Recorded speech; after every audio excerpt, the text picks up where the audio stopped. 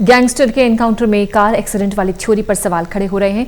उज्जैन से विकास को जिस गाड़ी में लाया गया था वो सफारी थी, जबकि मीडिया के लोगों ने उसे देखा तो उस सफारी में बैठा था। सुबह अस्पताल भी उसे सफारी में ही लेकर जाया गया।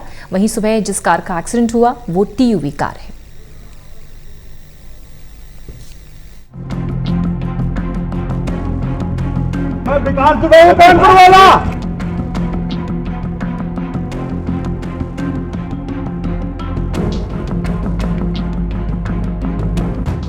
गैंगस्टर विकास दुबे यूपी एसटीएफ के साथ मुठभेड़ में मारा गया।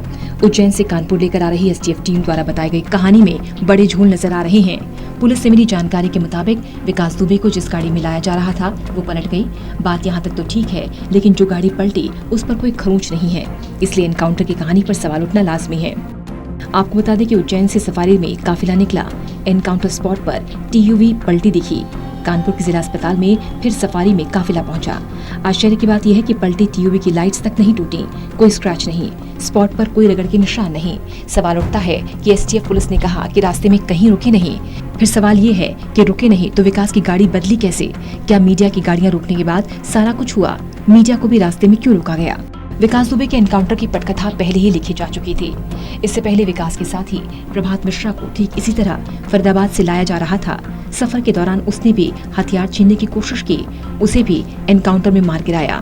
बहरहाल विकास दुबे के एनकाउंटर पर लगातार सवाल खड़े हो रहे हैं। विपक्ष के नेताओं ने भी सरकार को इस एनकाउंटर पर घेरा है।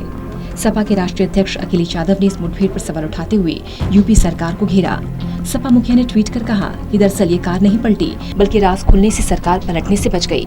साथ ही सपा प्रवक्ता अनुराग भदौरिया ने भी एनकाउंटर पर सवाल खड़े किए कि गाड़ी पलटी है या सरकार को अपनी सरकार को पलटने से बचा लिया है। उसने किस किस अधिकारियों का, किस किस भारतीय जनता पार्टी के नेताओं का नाम लिया है, किन किन बड़े नेताओं का नाम लिया है जिसने उनकी मदद की है, ये भी बताना चाहिए। अब एसटीएफ को प्रेस कॉन्फ्रेंस करके साफ साफ बताना चाहिए कि आप 5-6 घंटे उसके साथ रहे, आपने पूछताछ की है तो किन किन अधिकारियों का, किन किन नेताओं की, भारतीय जनता पार्टी का नेताओं का नाम लिया है। बड़ा सवाल यह है कि विकास बैठा सफारी में था, अस्पताल में भी सफारी में लाया गया, तो आखिर कार बदली कब? अब गैंगस्टर विकास दुबे के एनकाउंटर में कार एक्सीडेंट वाली थ्योरी पर सवाल खड़े हो रहे हैं। हालांकि पुलिस इससे इनकार कर रही है।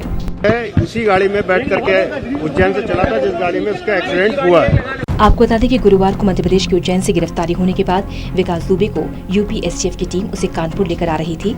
इस बीच जिस गाड़ी में विकास दुबे सवार था वो पलट गई। इसी दौरान विकास ने भागने की कोशिश की और वो मारा गया। Special desk total news.